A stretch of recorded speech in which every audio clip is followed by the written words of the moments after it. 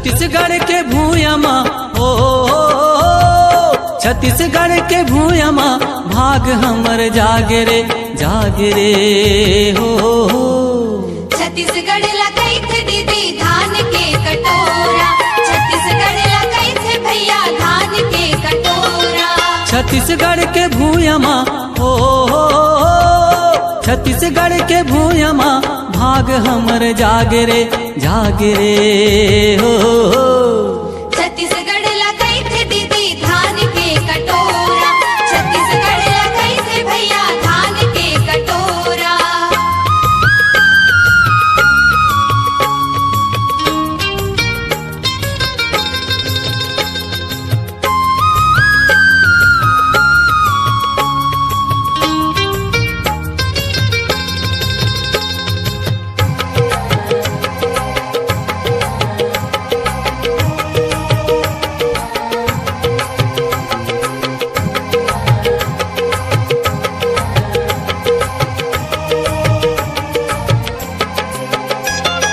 गिरे पानी चूहे छानी मेज कछड़े तान गा,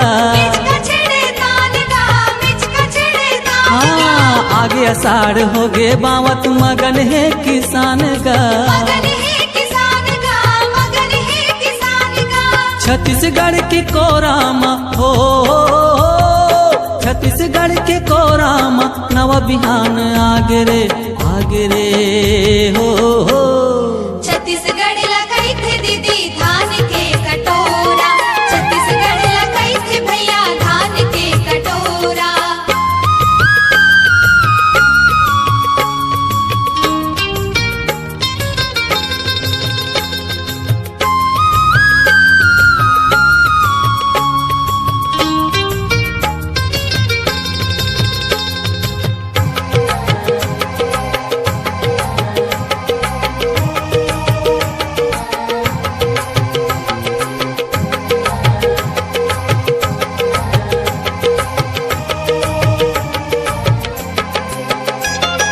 सावन भादो के महीना माँ हरियर लुगरा पहिरे है, हरियर लुगरा पहिरे है, हरियर लुगरा पहिरे है। आइस कार्तिक के महीने तब खेत खलिहान भरे है, खेत खलिहान भरे है, खेत खलिहान भरे है। चारों पोती लहलहावे हो, चारों पोती लहलहावे सबके मन ला भागे रे हे। छत्तीसगढ़ लकई थे दीदी धान के कटोरा, छत्तीसगढ़ लकई थे भैया धान के कटोरा।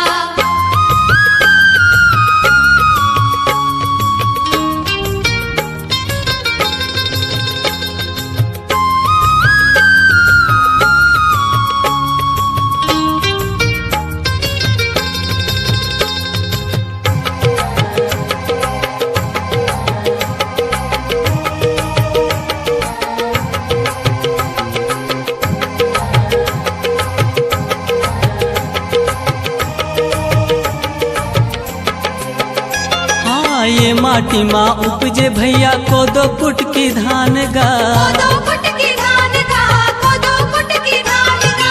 भुखमरी के नहीं है बेरा हो गए है निदान गा, होगे है निदान गा, होगे है निदान गा।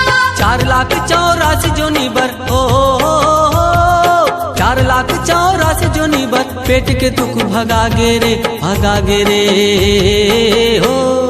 छत्तीसगढ़ लकई थे दीदी धान के कटोरा, छत्तीसगढ़ लकई थे भैया धान के कटोरा।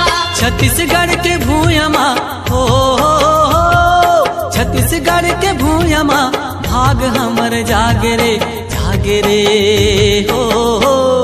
छत्तीसगढ़ लकई थे दीदी धान के कटोरा, छत्तीसगढ़ लकई थे भैया धान के कटोरा। हाँ छत्तीसगढ़ लकई थे भैया धान के कटोरा, छत्तीसगढ़ लकई थे दीदी धान के कटोरा। छत्तीसगढ़ लकई थे भैया धान के कटोरा, छत्तीसगढ़ लकई थे भैया धान के कटोरा, छत्तीसगढ़ लकई थे भैया धान के कटोरा, छत्तीसगढ़ लकई थे भैया धान के कटोरा, छत्तीसगढ़ लकई थे भैया धान के कटोरा।